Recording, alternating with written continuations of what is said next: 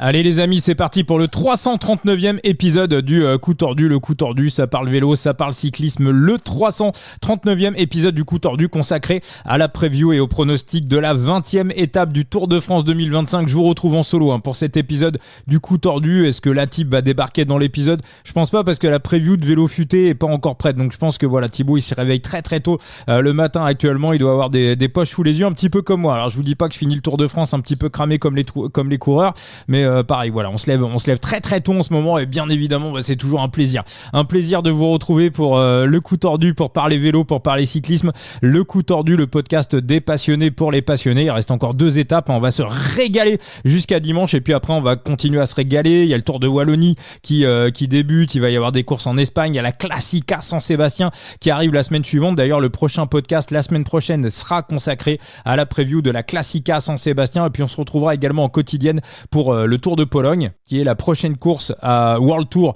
par étape au programme. J'en profite pour vous remercier, parce qu'on a éclaté nos scores pendant ce mois de juillet sur les plateformes de podcast. Je parle uniquement des plateformes de podcast. Je prends pas YouTube en compte. Sur les plateformes de podcast, notre précédent record datait au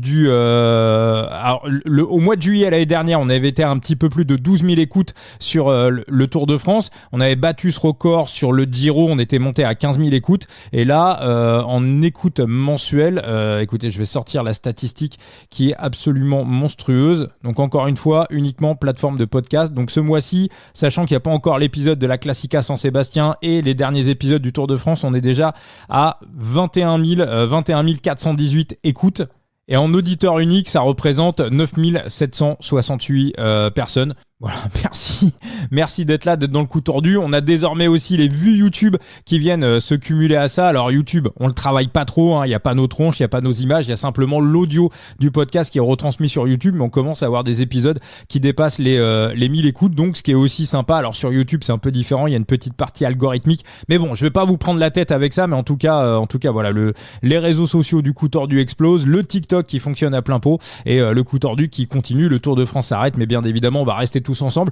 Je sais qu'il y en a qui vont partir et qui reviendront que l'été prochain pour le prochain Tour de France. Écoutez, on a été content d'être avec vous pendant ce mois de juillet sur le Tour de France, et n'hésitez pas à revenir, vous êtes les bienvenus. Et puis tous les autres, il y en a aussi qui ont découvert le podcast pendant le Tour et qui vont rester avec nous. On vous prépare plein de choses, la couverture de toutes les courses World Tour, même non World Tour, on est aussi là. Puis pendant l'hiver, le Coup Tordu continue. On est pressé d'ailleurs de voir un petit peu les retours qu'on va avoir de cette saison, de cette année 2025 pour les interviews, voilà, parce que c'est aussi une période qu'on adore. Quand le vélo s'arrête, on bascule sur les modes interview, et on a quelques idées de coureurs et de gens du vélo à interviewer, et on est aussi pressé d'arriver à cette période rien que pour ça. Le petit débrief de la 19e étape. Donc moi j'étais parti sur un no-bet. Alors il se passe quand même un truc sur ce Tour de France et qui est pas anodin. Déjà je vais rappeler que jouer avec excès comporte des risques. Les jeux d'argent sont interdits aux mineurs. Je vous ai mis dans le lien de l'épisode le numéro de téléphone de joueurs Info Service. Si jamais il y a des problèmes, n'hésitez pas à les appeler. Mais j'espère qu'il n'y a pas de problème à l'écoute du Coup Tordu. Je compte sur vous bien évidemment pour faire du management de bankroll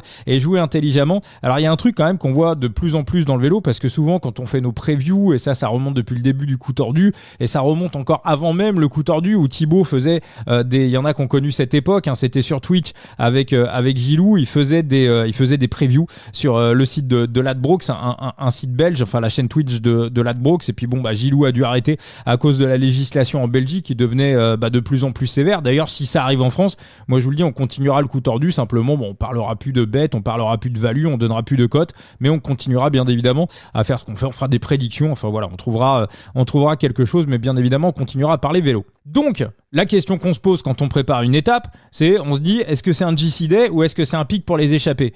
Et là ça fait quand même plusieurs fois que je veux dire, aujourd'hui Thymen Arensman, est-ce que c'est un GC Day ou est-ce que c'est une échappée ? Alors c'est un GC Day, mais avec un mec potentiellement qui aurait pu partir en échappée.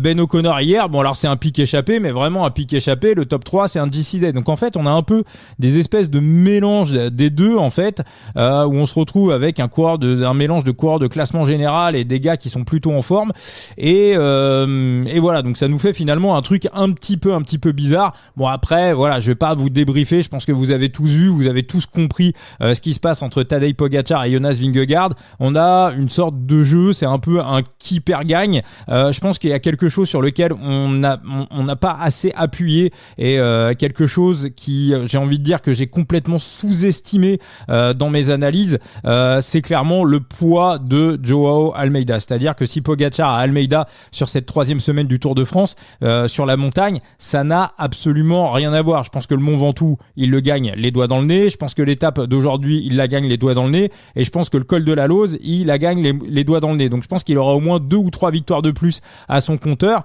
Mais sauf que Joao Almeida n'est pas là. Et celui qui est censé un petit peu le suppléer en montagne, Adam Yates est pas à son meilleur niveau. Donc ça a été un Tour de France très très compliqué. Il y a eu de la chaleur, il y a eu de la canicule. Là maintenant, on vient sur du froid. On voit que les coureurs finissent complètement cramés et au bout d'eux-mêmes.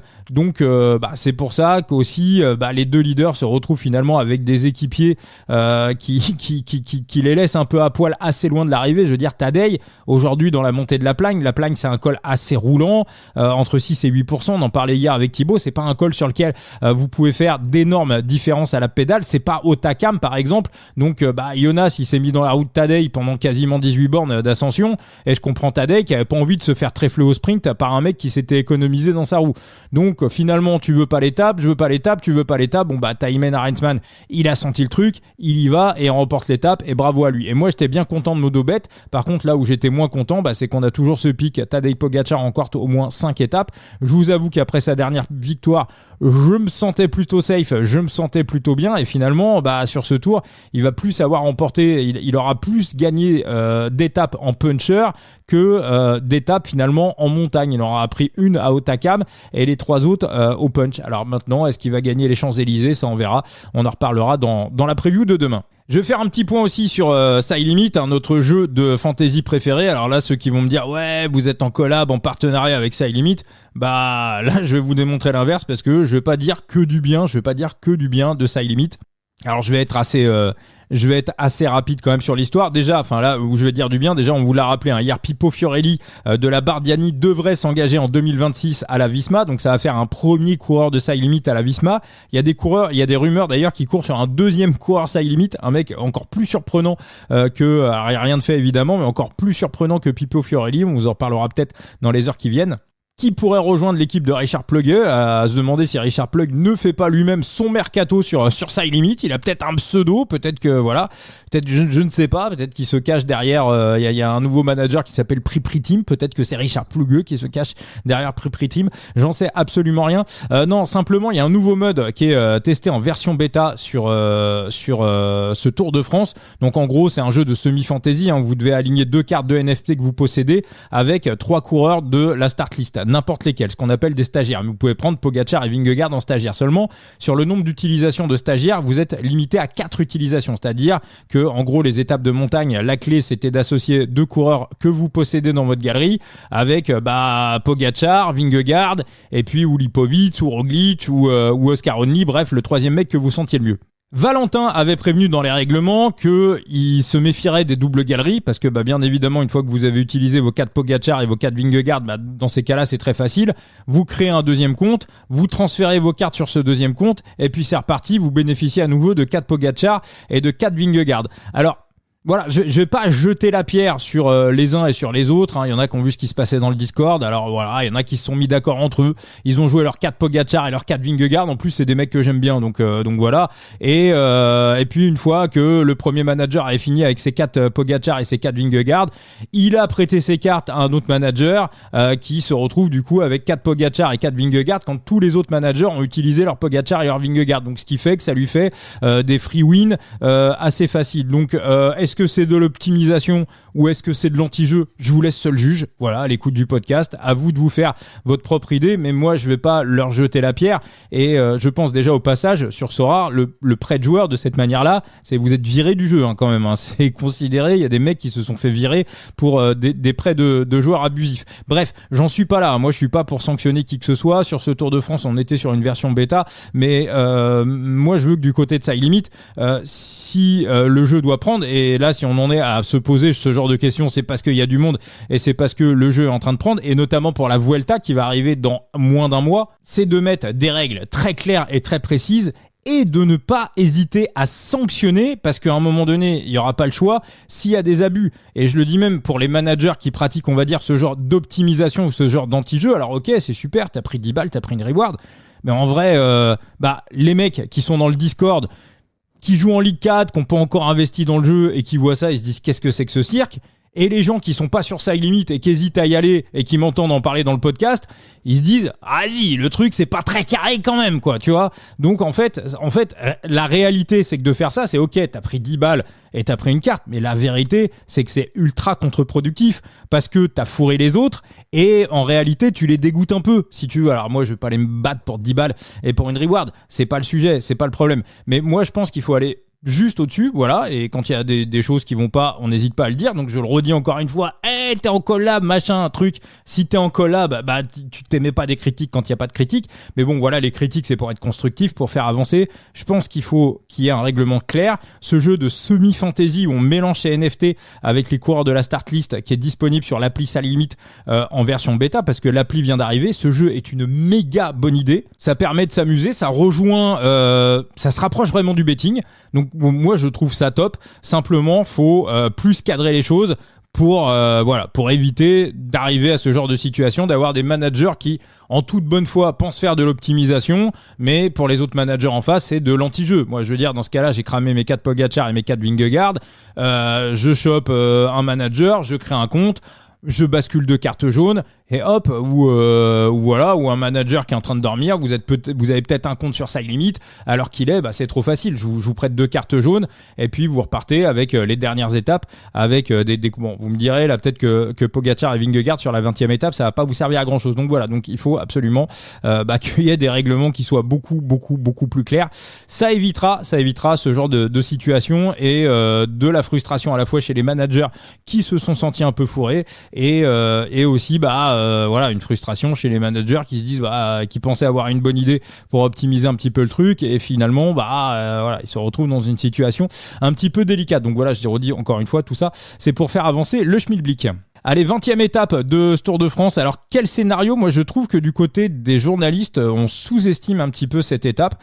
D'ailleurs, Louis-Pierre, j'embrasse Louis-Pierre Frileux, qu'on avait reçu dans le podcast l'hiver dernier, qui dit à Kevin Vauquelin, bravo, vous allez faire 7e du Tour de France. Et Vauquelin, il a dit, oh là là, t'as pas vu le parcours de l'étape d'hier, de demain. Et Kevin Vauquelin a entièrement raison. Cette étape de Pontarlier, c'est un véritable chantier. Déjà, on attaque avec un col assez roulant, malgré tout, mais de 12 km à 4% de moyenne. Il n'y a pas d'énorme pourcentage, mais après 3 semaines de course, je pense que ça va quand même épailler les mecs. Alors je suis pas sûr que ça parte véritablement dans cette ascension. Et surtout, on a la côte de Thésy qui est située à peu près à 60 km de l'arrivée, enfin ça monte, ça descend, ça ne s'arrête pas. Le truc important aussi, c'est qu'on va avoir de la pluie demain, la pluie qui va arriver assez vite dans l'étape. On aura plutôt un petit vent de face pour les coureurs et on aura vent de 3 quarts d'eau à partir de la côte de Longeville, qui est la dernière ascension répertoriée à 25 km de l'arrivée, parce qu'il y aura encore 2 ascensions derrière, 2 ascensions qui sont non répertoriées. Alors quel scénario moi je pense que Oscar Only a pas complètement abandonné l'idée d'aller chercher la 3e place à Florian Lipowitz et le maillot blanc en plus. C'est aussi une étape qui est véritablement propice au saut de puce. Voilà, je pense qu'au début, quand Thierry Gouvenou a fait le parcours, je pense qu'il a pensé à ça, c'est-à-dire envoyer des coureurs satellites à l'avant pour être récupérés ensuite par des leaders qui ont réussi à décrocher d'autres coureurs. Donc je pense qu'on va avoir une véritable bataille à ce niveau-là. Et moi, je pense que la Picnic va chercher à mettre le plus de coureurs possible à l'avant en essayant de faire en sorte que Only décroche Lipowitz dans la côte de Thésy, que les Bora soient un petit peu éparpillés, un petit peu épaillés, et ensuite qu'on tire Oscar Only jusqu'à l'arrivée pour aller lui faire chercher le maillot blanc et la 3e place. Est-ce que ça va fonctionner? Je sais pas. C'est un plan qui paraît un petit peu téléphoné, mais je pense qu'ils vont le tenter. Est-ce que du côté de la Visma, on va retenter quelque chose? Moi, je pense pas. Si Jonas avait dû tenter quelque chose, il nous aurait tenté une Floyd Landis aujourd'hui. C'est absolument pas ce qu'il a fait. Il a fait tout l'inverse. Donc Jonas, il est très content avec sa 2e place et la Visma va repartir avec le Team Classification.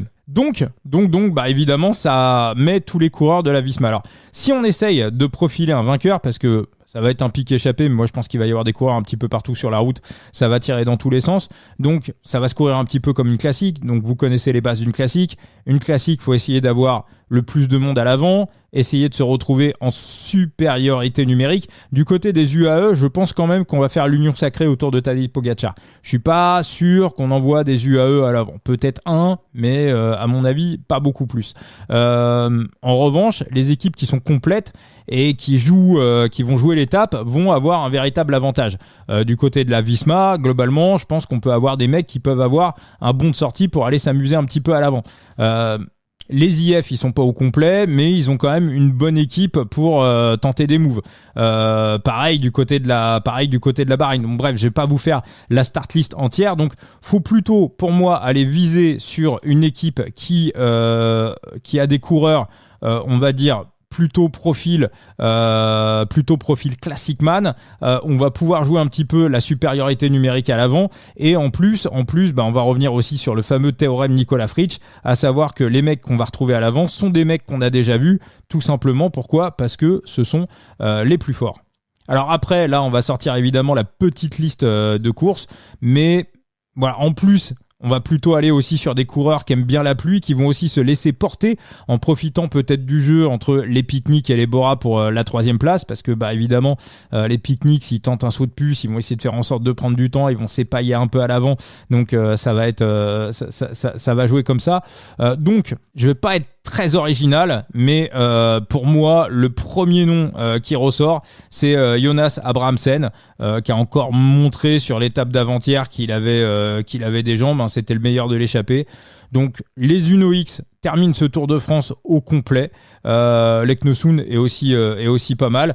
On a aussi, on va dire une petite place au général à protéger pour Tobias Aland Johannessen. Mais moi je serais pas surpris, si vous voulez, à un moment donné, de voir, si on prend le classement général, de voir Oscar Only sortir pour essayer de prendre la place à Lipovic, de voir Gall sortir pour pourquoi pas aller sur Only. Il y a quand même un gros décalage, mais Vauclin peut se dire je peux peut-être essayer d'aller récupérer Johannessen.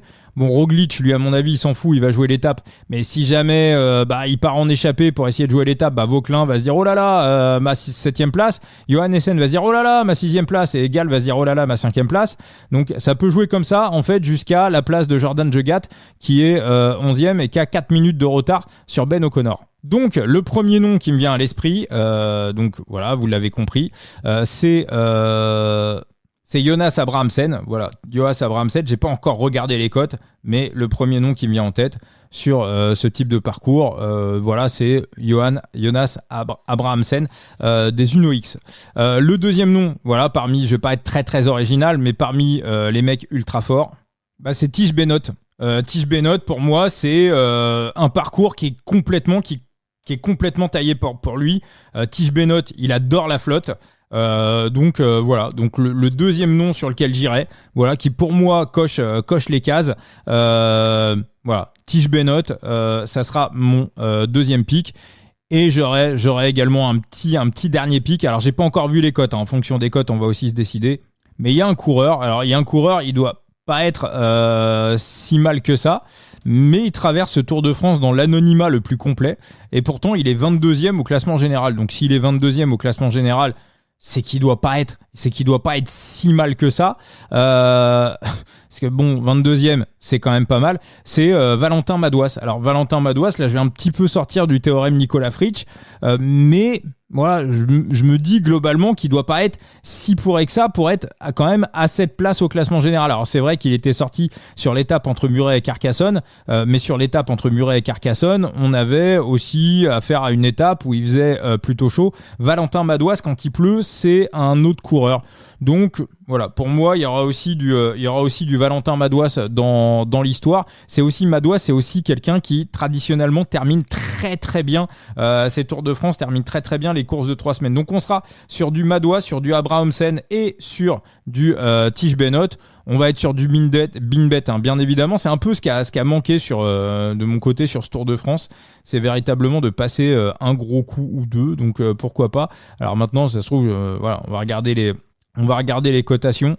Alors déjà Julien Alaphilippe qui ressort 3e, mieux coté. Loulou, le problème de Loulou, c'est qu'il n'aime pas la pluie. Hein. Donc vu qu'il n'aime pas la pluie, ça va être un petit peu compliqué, je pense. Ah, il y a Plapi aussi, hein. Plapi qui, Plapi, ouais, si sous la flotte. Ouais, bon, écoutez, je vais pas complètement non plus m'éparpiller. Donc Abrahamsen, 29. Donc ça, il y aura une mini croquette dessus. Alors là, vraiment, on sera sur du min-bet. Hein. Chaque fois, ça sera 2 balles sur une bankroll à 10 000 euros. Et là, derrière, ça sera, je pense, des beaucoup plus grosses cotes. Bennot, il est à 151. 151 pour Tige Bennot. On est sur le bookref, hein, bien évidemment. Alors après, il y a plein de noms. Hein, Buitrago, Mika Storer. En réalité, bon... Voilà, on prend 3 petits tickets, mais cette étape, je vais pas vous dire que c'est un peu la loterie, mais quand même, faut bien cibler des mecs qui aiment bien la pluie. Hein. Ça reste aussi un petit peu le nerf de la guerre.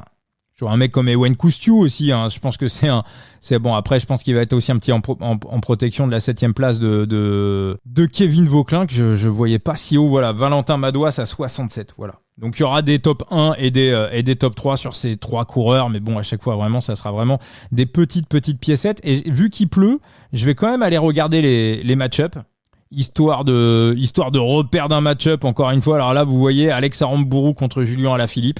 Le problème, c'est qu'Aramburu, on le voit pas beaucoup sur ce Tour de France. Hein. Pourtant, Aramburu à 3, sachant que Loulou déteste la pluie, Aramburu à 3, c'est quelque chose qui me plaît bien, mais voilà, je mettrai pas une miette sur Aramburu. Voilà, je vais lâcher un petit peu ces match-up. Donc voilà. Donc ça sera un petit peu Arquin Simon, c'est favori de l'étape. Après, il a une putain de pancarte sur la tronche. Donc on va dire des mecs un petit peu détachés et décollés du classement général, qui vont pouvoir un petit peu s'appuyer sur le travail des autres équipes, qui vont aussi pouvoir jouer un petit peu sur le surnombre, hein, qui peuvent se retrouver en surnombre, en échappée, et des mecs qui aiment plutôt bien la pluie. Donc on va dire Tige Bennot à 151, on va dire Valentin Madouas à 67 et Abrahamsen à 29. J'irai pas plus loin pour ce coup tordu. Je vous rappelle que vous retrouvez la preview de Thibaut, hein, sur le site Vélo Futé. Bon, la preview est pas encore prête au moment où je termine le podcast, mais ça ne serait tardé. La preview d'Enzo, alias Analyste Phoenix, sur son site The Big Gear. Et puis vous nous retrouvez également sur tous les réseaux sociaux du coup tordu, le TikTok, le Facebook, le X, le compte Instagram. Et on se retrouvera très probablement, pas sûr à 100%, mais très probablement demain pour la preview de l'étape des Champs-Élysées. Ciao les amis.